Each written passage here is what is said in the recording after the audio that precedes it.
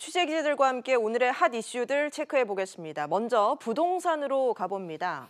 정부가 지난 12.16 대책의 후속으로 9억 원이 넘는 집을 가진 경우 전세 대출을 원천적으로 막기로 했습니다. 대출 받아서 시세 차익을 보는 갭 투자 못하게 한다는 건데요. 부동산 시장에 또 어떤 여파를 불러올지 장지연 기자와 함께 짚어보겠습니다.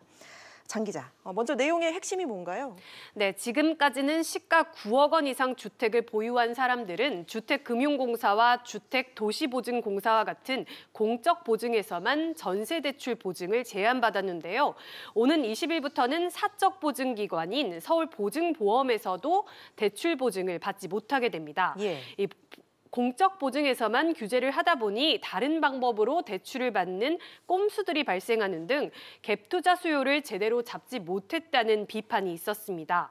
여기에 더해서 전세 대출 보증을 받은 이후에 9억 원짜리 주택을 사거나 집을 더 사서 다주택자가 될 수 있는데 이런 경우에 받았던 전세 대출을 2주 안에 곧바로 갚아야 합니다.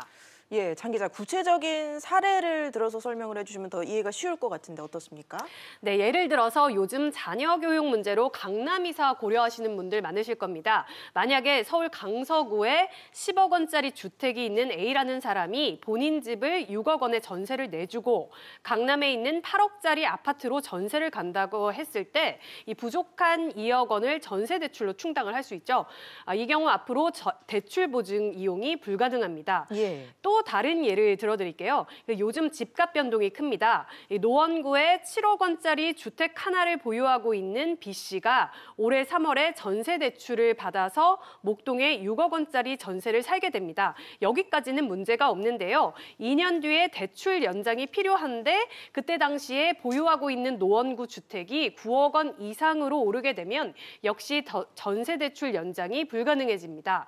주택의 시가는 KB 시세나 감정원 시세 가운데 높은 가격을 적용하고요. 또 9억 원 이상 주택을 갖고 있는 전세자는 임대인의 요구로 전세 보증금을 더 내야 하더라도 증액 대출이 안 됩니다. 예, 장 기자, 그래도 예외적으로 이 전세 대출 보증이 되는 경우도 있지 않을까요? 네, 집주인의 요구로 다른 전셋집으로 이사를 가야 하는 경우가 있는데요. 4월 20일까지 시가 15억 원 이하 1주택자에 한해서 기존 전세 대출 금액을 늘리지 않으면 한 번 더 서울보증보험을 이용할 수 있습니다. 또 이직이나 자녀 교육 때문에 주택 보유 지역을 벗어나야 하는 그런 경우가 생길 수 있는데요.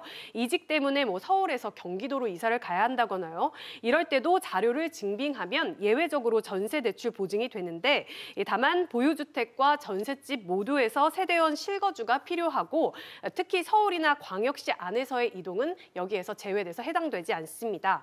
이런 예외 조치를 빼고 대출 규제를 어길 경우 향후 3년 동안 주택 관련 대출 이용에 제한을 받게 됩니다. 알겠습니다. 또 한 번 이 부동산 시장에 영향을 줄 것으로 보이는데 어떻게 예상이 되나요? 네, 대출을 받아서 시세 차익을 노리던 갭 투자 수요는 아무래도 줄 것으로 보입니다. 그런데 갭 투자가 줄어든다는 건 전세 공급도 감소한다는 것을 의미해서 전세 공급이 적은 일부 지역에서는 전세값 상승이 예상되기도 합니다. 또 전세 계약 만기 때 전세 자금 대출이 여의치 않기 때문에 월세나 반전세를 선택하는 경우도 늘어날 것으로 보입니다. 알겠습니다. 장 기자 얘기 잘 들었습니다.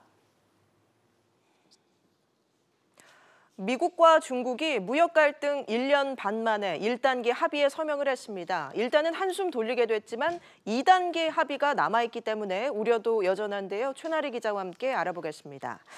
최 기자, 드디어 합의안에 서명을 했습니다. 구체적인 내용 어떤 게 담겼습니까? 네, 우선 합의 내용은 약 90쪽 분량인데요. 지식재산권 보호와 기술 이전 강요 금지, 그리고 농산물, 금융서비스, 거시정책, 외환 투명성 등 8개 챕터로 구성된 것으로 알려졌습니다. 미국이 중국에 대한 관세를 일부 완화하는 조건으로 중국은 미국산 제품의 수출을 늘렸다로 정리해 볼 수 있겠습니다. 예, 중국이 미국산 제품 수입을 얼마나 늘리게 되는 건가요? 중국은 향후 2년에 걸쳐 미국산 상품 등을 우리 돈으로 약 230조 원이나 더 구매를 해야 되는데요. 공산품, 에너지, 그리고 서비스, 농산물 등을 합한 것이 총 2천억 달러입니다. 2017년 기준 중국의 대미 수입액에 더하면 전체 규모는 약 7천억 달러입니다. 예, 그러면 미국은 관세를 어떻게 낮추게 되는 건가요? 미국은 약 1,600억 달러 상당의 관세 부과를 철회했고요. 1,200억 달러치에 대한 관세는 기존 15%에서 7.5%로 하향 조정했습니다. 예. 다만 2,500억 달러 규모에 대한 25% 관세는 그대로 유지됩니다. 트럼프 대통령은 추후 2단계 무역 협상이 타결이 되면 기존 관세를 모두 없애겠다고 밝혔는데요. 상당 부분의 관세를 유지해서 2단계 무역 협상에 지렛대로 활용하겠다는 취지로 해석이 됩니다. 예, 일단은 미국과 중국의 무역 갈등이 좀 봉합되는 분위기인데 잠재된 뇌관도 여전히 남아 있죠. 네, 우선 트럼프 행정부의 바람대로 최소 10개월간 중국이 1단계 그 무역 합의를 잘 이행할지의 여부고요. 이를 위해 중국은 이번 합의가 굴욕적이라는 내부 여론을 악화를 차단할 필요가 있습니다. 이 밖에 일단 세계 경제에 드리웠던 불확실성은 다소 완화될 것으로 보입니다. 특히 중국에 대한 수출 의존도가 30%에 육박하는 우리 경제에 긍정적인 영향을 줄 텐데요. 다만 중국이 미국산 수입을 늘리면서 우리 공산품 수출이 줄어들 우려도 있습니다. 네, 어떤 큰 불확실성이 제거됐다는 면에서는 되게 긍정적인 소식이고요. 다만 일부 우리의 어떤 대중 수출 기업들 중에 이 여파로 인해서 대중 수출이 좀 줄어드는 기업 같은 경우에는 품목 같은 경우에는 앞으로 좀 더 주의 깊게 상황을 지켜봐야 될 것 같아요. 또 일본과의 경제 갈등이나 미국과 이란과의 분쟁 등이 남아있는 만큼 수출 경쟁력 확보에 계속적인 노력을 기울여야 될 것으로 보입니다. 예, 알겠습니다. 최 기자 얘기 잘 들었습니다.